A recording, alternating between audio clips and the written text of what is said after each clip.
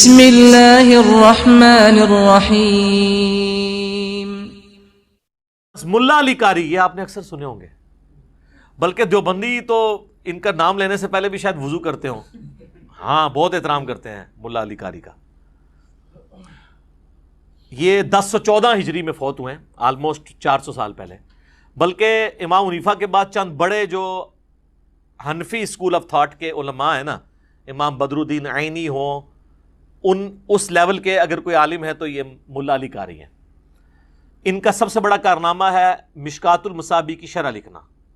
یہ بہت بڑا کارنامہ ہے، کیونکہ مشکات کی شرح لکھنے کا مطلب تھا کہ مشکات تو ساری حنفیت کے خلاف ہے، کیونکہ وہ تو اہل سنت کی کتابوں میں سے ہے، تو حنفیت کو بچانے کے لیے مشکات کی شرح پھر لکھنی تھی، تو یہ بہت بڑا کارنامہ تھا۔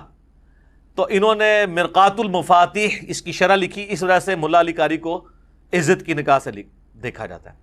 تو اس مشکات میں بھی یہ حدیث آتی ہے کہ مار کو باغی جماعت قتل کرے گی، ناس کے کتنے جاؤ گے؟ وہ حدیث مشکات میں ہے 5878۔ تو اس کی شرح میں ملا علی قاری، میں یقین کریں ملا علی قاری کے لیے میرے دل میں جو محبت کے جذبات پیدا ہوئے نا یہ پڑھنے کے بعد، باقی جو انہوں نے حنفیت کا جھوٹا دفاع کیا جس جگہ پہ وہ ایک الگ بات، لیکن یہاں پہ یقین کریں میں سمجھتا ہوں کہ آج کے دور میں ہوتے تو ان کو رافضی ڈکلیئر کر دیا جاتا، پرانے ہیں تو بچ گئے ہیں۔ تو اس حدیث کے تحت وہ لکھتے ہیں، میں کہتا ہوں کہ جب حضرت معاویہ پر واجب تھا کہ وہ اپنی بغاوت سے رجوع کر کے خلیفہ برحق سیدنا علی کی اطاعت کی طرف آ جاتے، ان کی مخالفت چھوڑ دیتے اور خلافت منفیہ کی طلب ترک کر دیتے۔ پہلا انہوں نے اٹیک کیا کہ حضرت معاویہ خلافت کی لالچ رکھتے تھے، یہ ملا علی قاری کہہ رہا ہے، یہ کہہ رہے ہیں قصاص عثمان چاہتے تھے۔ وہ ظاہر ہے وہ یہاں بھی پولیٹیکل لیڈرز آپ کو پتہ ہے کہ سامنے کچھ اور ایجنڈا ہوتا ہے، پیچھے کچھ اور ہوتا ہے، ٹھیک ہے نا۔ تو یہ ملا علی کہہ رہے ہیں کہ وہ خلافت کی جو طلب ہے وہ چھوڑ دیتے اور حضرت علی کی بیعت کر لیتے، جو انہوں نے نہیں کیا۔ تو اس سے یہ ظاہر ہوتا ہے کہ حضرت معاویہ باطن میں باغی تھے اور ظاہر میں صرف لوگوں کو دکھانے کے لیے خون عثمان کو ڈھال بنائے ہوئے تھے۔